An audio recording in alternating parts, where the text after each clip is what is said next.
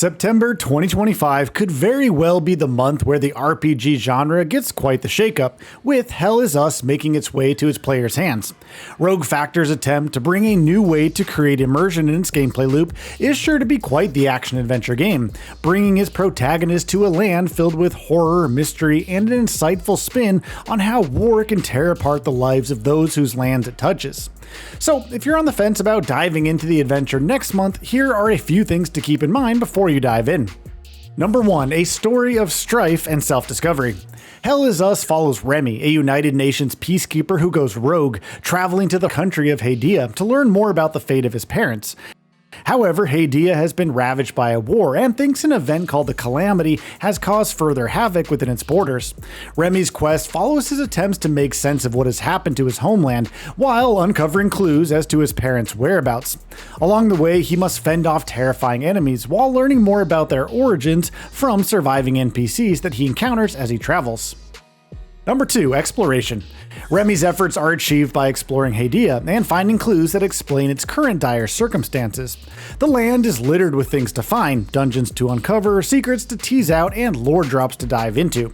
Rogue Factor has been emphatic about creating a world in which each playthrough can be largely different from another, with its players having a lot of agency in controlling how their adventure unfolds for them.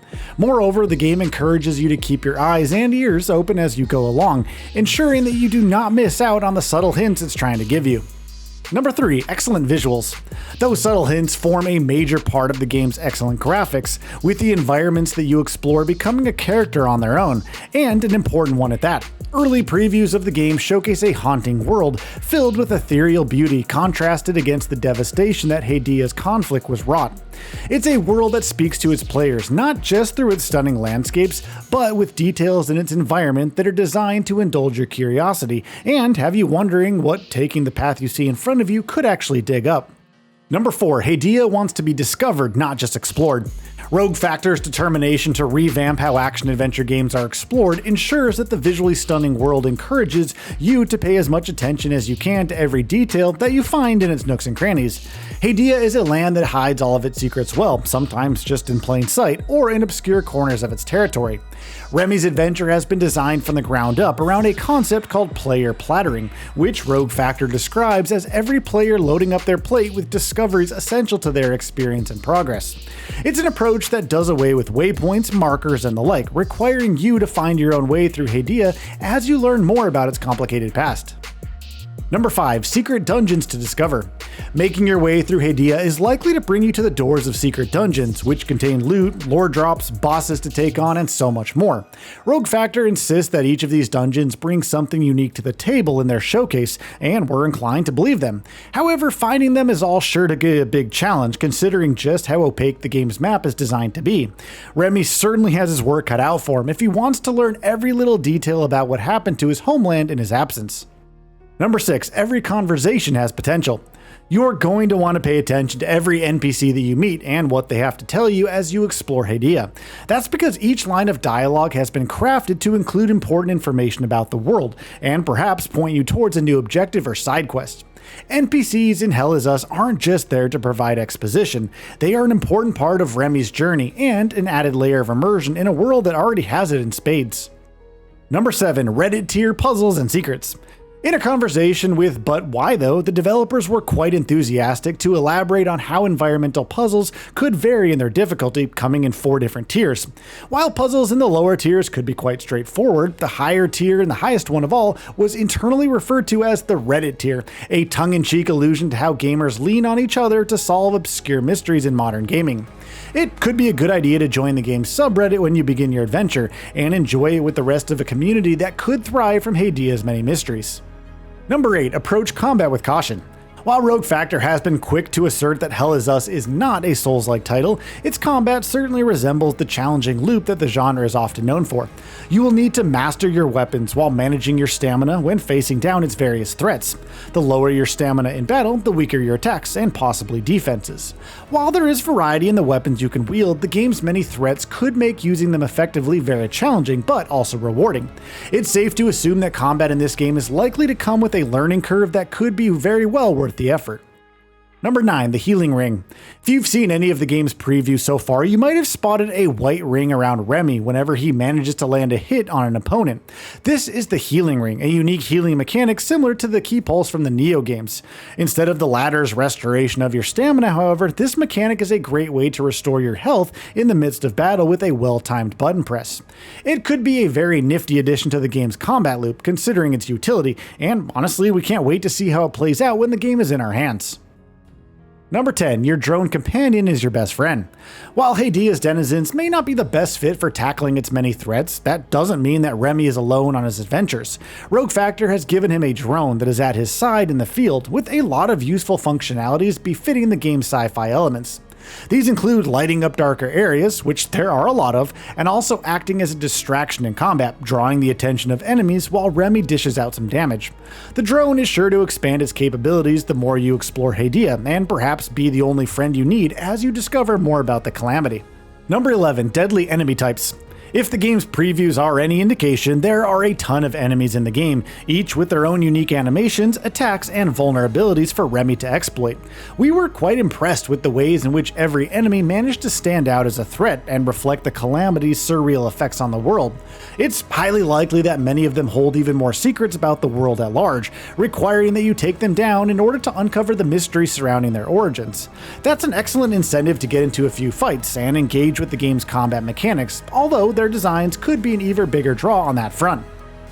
Number 12, mystery baked into the audio design. An early mission in the game requires you to find an abandoned APC by following the sound of wind chimes to the north. That's a perfect showcase of how the game's audio design works hand in hand with its visuals to present an immersive experience in which you will need to listen for sounds that lead you down a path for new content.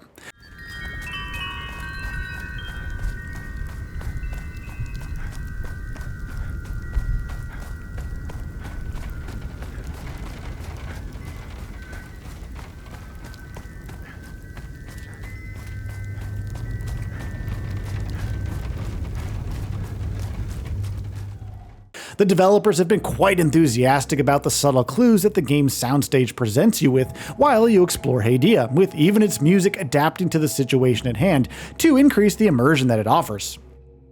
Number 13, the Hollow Walkers and the Haze. Hell Is Us includes enemy archetypes that are largely spread across two categories, Hollow Walkers and the Haze. They are interconnected, with the Haze being the physical manifestation of a human emotion, such as grief, wrath, and so on. The Hollow Walkers act as vessels for the Haze, with their attacks likely being influenced by the emotion they are driven by when you encounter them. Those emotions play a part in other ways other than influencing what an enemy brings to the fight as well. Number 14, emotion-aligned weapons and upgrade glyphs. Just as enemies could be driven by various emotions, your weapons come with strengths and weaknesses tied to specific emotions. A unique upgrade system introduces glyphs that could perhaps boost your weapon's effectiveness against a particular emotion, making build variety an impressive addition to the game's systems. It will certainly be interesting to see how these emotion-aligned systems play out in the game, and to witness what its players manage to create as a result. Number 15, system requirements. Now, if you're looking to play the game on PC when it launches, the minimum requirements that Rogue Factor recommends for Hell Is Us include a 64-bit processor, Windows 10 64-bit, an Intel Core i7-7700K/AMD Ryzen 3 3300X, 16GB of RAM, an NVIDIA GeForce GTX 1070 with 8GB/AMD Radeon RX 5600 XT 6GB graphics card, 30GB of SSD storage, and DirectX version 12. That should get you 30 FPS at a 1080p resolution. However, the recommended specs include a 64-bit processor, Windows 10 64-bit, an Intel Core i7-11700K/AMD Ryzen 5 7600, 16GB of RAM, an NVIDIA GeForce RTX 2080 Ti 11GB/AMD Radeon RX 6750 XT 12GB graphics card, and DirectX version 12, and an SSD if you want to play with upscaling enabled. You can achieve 60 FPS at 1080p with this setup. The specs for a high level of detail and performance take things up a notch, requiring an Intel Core i7-11700K/AMD Ryzen 5 7600, 16GB of RAM, and an NVIDIA GeForce RTX 3080 10GB/AMD Radeon 6800 XT 16GB graphics card, while all the other specs remain in the same, which should net you 1440p at 60 FPS with high settings enabled. To achieve similar results with very high settings enabled, you will need an NVIDIA GeForce RTX 3090 Ti 24GB / AMD Radeon RX 6900 XT 16GB graphics card under the hood. Finally, achieving 4K resolution at 30 FPS with ultra settings enabled will require that your graphics card be an NVIDIA GeForce RTX 4090 24GB / AMD Radeon RX 7900 XTX 24GB. Now, we must note that many early previews builds of the game on PC did suffer a few performance issues, although it's likely that Rogue Factor could iron out those kinks in time for the final release.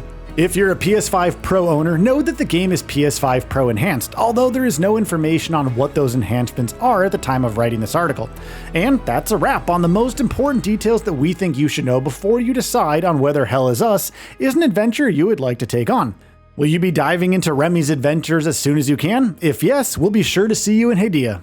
So, what are your thoughts on this? Go ahead and share them in the comments below. And if you like this video, please subscribe to the channel and enable all notifications by clicking the bell icon to get new video updates. We upload every day and would really appreciate your support. Thanks for watching.